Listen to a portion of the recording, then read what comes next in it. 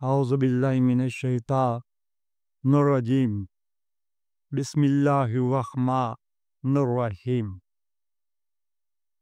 मेरे भाइयों, मेरा यूट्यूब चैनल तकरीबन आज से 4 माह कबल मोनेटाइज हो गया था।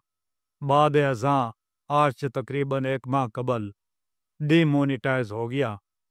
उसकी वजह यह है जो कि मैं बयान कर रहा हूँ, ये मेरे दूसरे यूट्यूबर भाई भी इस बात को मुद्देनज़र रखें कि इस तरह भी हो सकता है या हो जाता है, उसे एहतियात करनी चाहिए।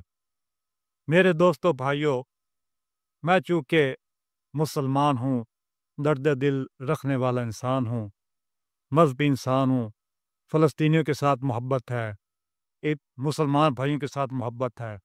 वैसे भी ये एक चीज़ होनी चाहिए कि बिला तफरीक मज़हब रंग व नस्ल, अगर किसी इंसान के साथ, किसी कौम के साथ जुल्म ज़्यादती हो रही हो तो उसको जुल्म ज़्यादती कहना चाहिए। मिसाल के तौर पर अगर कोई मुसलमान है, वो किसी गैर मज़हब पर, ईसाई पर, यहूदी पर, हिंदू पर, किसी भी मज़हब के बंदे पर वो ज़्यादती करता है, जुल्म करता है, तशद्दुद करता है, कत्ल गारत करता है, तो हमें उसकी हौसला अफजाई नहीं करनी चाहिए, बल्कि हमें उसकी हौसला शिकनी करनी चाहिए और उसकी मज़म्मत करनी चाहिए।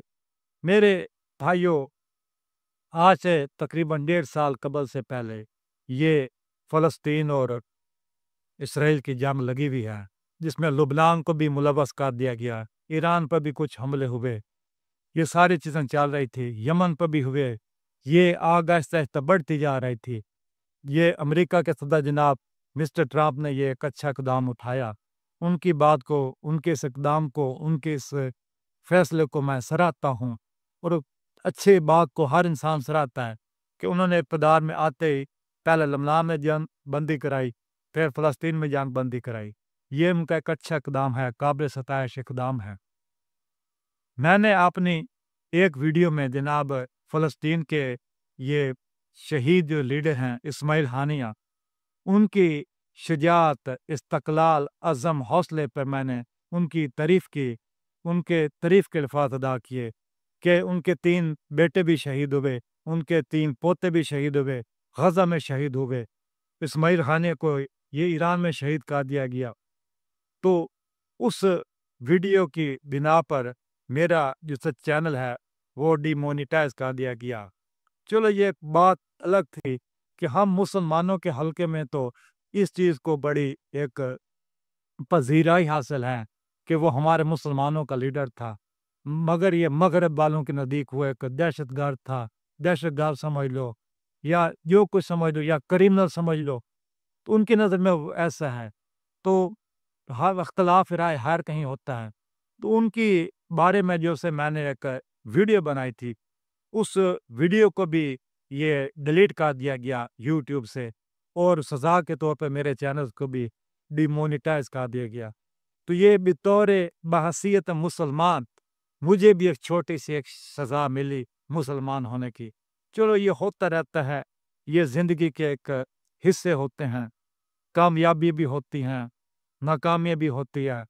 इंसान कभी अच्छी हक साथ की बात कहता तो उसको मुख्तलिफ सज़ाओं से भी गुज़रना पड़ता है, मुख्तलिफ किस्म की आज़माइशों से भी गुज़रना पड़ता है। ये एक फितरती अवामिल होते हैं जो कि हर इंसान के लिए हैं। तो मुझे भी इस बात का कोई दुःख नहीं हुआ। क्यों दुःख इस तरह नहीं हुआ कि ये अल्लाह ताला की तरफ से एक छोटी सी आज़माइश मुझ पर भी डल गई कि मेरा चैनल डीमोनेटाइज हो गया। वैसे ये सुन के मुझे थोड़ी सी दिल में मलाल तो महसूस हुआ, परेशानी भी हुई, मैं मुज़तरब भी हुआ कि मैंने इतनी मेहनत की, इतना कुछ किया, तो उसके बावजूद ये सलूक हुआ। चलो ये बात अलग है।